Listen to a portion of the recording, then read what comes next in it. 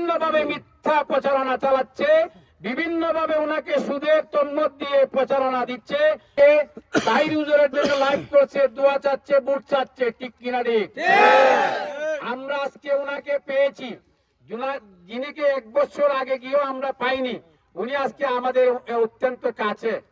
আমি মনে করবো উনি এমন একজন ব্যক্তি, সারা বাংলাদেশের আহলে সুন্নাত ওয়াল জামাতের সাংগঠনিক সম্পাদক এবং উনি সুন্নিয়তের একজন আইডল। উনাকে আমরা অতি সহজে, আমাদের ভাগ্য বলা উনি আসেন নাই, আমরা আনছি উনাকে আমাদের জাতীয় নেতৃবৃন্দের সাথে যোগাযোগ করে।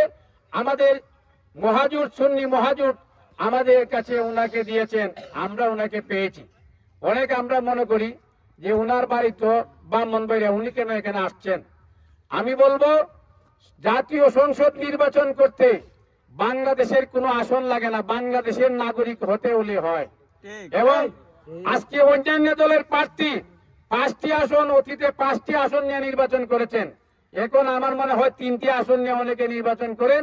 অনেকের বাড়ি আমাদের মৌলভীবাজার কুলাউড়া, উনি ঢাকায় নির্বাচন করেন। উনার জন্য কোনো কুৎসারটনা করা হয়নি, উনার জন্য কোনো সমস্যা হয়নি।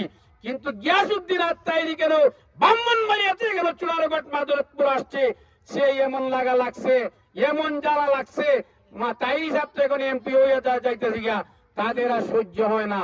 বিভিন্নভাবে মিথ্যা প্রচারণা চালাচ্ছে, বিভিন্নভাবে উনাকে সুদের তন্মত দিয়ে প্রচারণা দিচ্ছে, উনাকে বিভিন্নভাবে মানুষে হ্যাঁ প্রতিপন্ন করতেছে। আমি বলবো আপনারা যারা উপস্থিত আছেন, আপনারা যারা যুবক, আপনারা যারা এলাকার মুরব্বী, আপনারা এলাকাবাসী, এটা হচ্ছে 1 নং গাজীপুর ইউনিয়নের নদীর পূর্বাঞ্চলে 3টি ওয়ার্ড রয়েছে। এটার মধ্যে একটি রেমাবাগান পাহাড় সহ রয়েছে। আপনারা যারা উপস্থিত আছেন, আমি আপনাদের অনেককে চিনি, আমার এই এলাকাতে অনেক আত্মীয় স্বজন আসা যাওয়া আছে। আমি বলবো আপনারা তাহির সাহেবের পক্ষ হয়ে প্রমাণ করবেন নদীর পূর্ববার অবহেলিত এলাকা যাতে অবহেলিত না থাকে। অনেক মানুষ নির্বাচন আসলে অনেক কৌশল করে, অনেক খেলা দেখায়, বড় বড় ভূমিকা দেয়, বড় বড় কথা বলে, আপনার বোলার জমিতে ফুল দিব, এদিকে রাস্তা দিব, অনেক কিছু বলে। কিন্তু আমরা তাহির সাহেবকে নিয়ে আসছি। তাহির সাহেব কোনোদিন কোন জায়গায় বলেন নাই আমি এই দিব সেই দিব। উনি একটা কথাই বলছেন, আমি দীর্ঘ 22 বছর আমি চুনারগড় মাধবপুর সারা বাংলাদেশে সুন্নিয়তের কাজ করেছি। যুবককে মা বাবার খেদমতের প্রতি আমি শিখিয়েছি, যুবককে মাদক থেকে ফিরিয়ে আনেছি।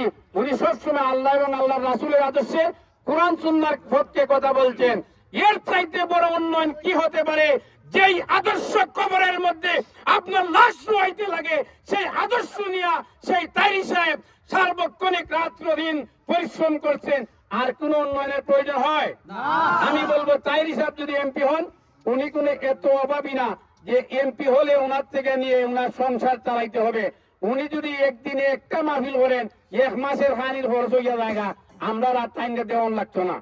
আমি বলবো উনি যেহেতু আসছেন, আমি বলবো উনি যেহেতু একজন আলেম, একজন শিক্ষিত এবং একজন ভাইরাল, সারা বাংলাদেশ ওনার দিকে তাকিয়ে রয়েছে।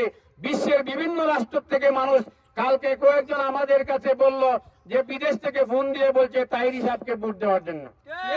দাদা করে গিয়া তোয়াব করে খান দিয়ে তাহির সাহেবকে ভোট দেন। মদিনা শরীফ গিয়া বলে ইয়া রাসূলুল্লাহ, নবীজির উসিলায় তাহির সাহেবকে ফাঁস করাই দিন। এটা একটা রহমত না? আমরা এমন একটা মানুষ পাইছি, আজকে কি তাই যে আমরা থেকে আড়াইতাম? আমি বলবো আমি কেউ কটাক্ষ করব না, কেউ বিরুদ্ধে করব না। অতীতে অনেক নির্বাচন হয়েছে, স্বাধীনতার 54 বছর কে কোনবার ক্ষমতায় গিয়েছে এটা এলাকার মানুষ ভালো করে জানেন। কে কোনবারে আসলে ক্ষমতায় গিয়েছে, আজকে কেন, আজকে যদি মিথ্যা প্ররোচনা দিয়ে, আজকে তন্মত দিয়ে, আজকে বই দেখিয়ে আপনি ক্ষমতা নেবেন না। আপনি ভোটের মাঠে আসেন, উৎসব মুখর ভোটের পরিবেশ সৃষ্টি করেন, আল্লাহ ফয়সালা দিবে, জনগণ তোমাকে ম্যান্ডেট দিবে, সেই দিকে লক্ষ্য করে আপনি কাজ করুন, আমাদের কোনো বাধা নাই। কিন্তু তাহির সাহেব এখনো কোনো জায়গায় যাইতেই পারে না, কিন্তু মানুষ ভোট দেওয়ার সিদ্ধান্ত নিয়েছে। সেই সিদ্ধান্ত থেকে তাদের মাথা নষ্ট হয়েছে। নষ্ট হওয়ার কারণে আপনাদেরকে বিভিন্ন প্রলোভন দিবে। আমি বলবো আপনারা দয়া করে সেই তাহির সাহেবের পক্ষ হয়ে এলাকাবাসীর পক্ষে কাজ করবেন। ইনশাল্লাহ উনি একজন সৎযোগ্য আলেম মানুষ, উনা আপনার জানাজাও দিতে পারবে, ইমামতিও করতে পারবে, জনগণের খেদমত করতে পারবে, কোনো দিকে অবাধ পড়বে না। আমি বলবো উনি উন্নয়নের জন্য, এলাকার শিক্ষা চিকিৎসা এবং উন্নয়নের জন্য আসছেন, উনি সেবা করবেন। একজন আলেম হিসাবে আপনারা সেই তাইর হিসাব হয়ে কাজ করবেন, আমি সেই আশা ব্যক্ত করে আমি এখানে আমার বক্তব্য শেষ করেছি। আসসালামু আলাইকুম রহমতুল্লাহ।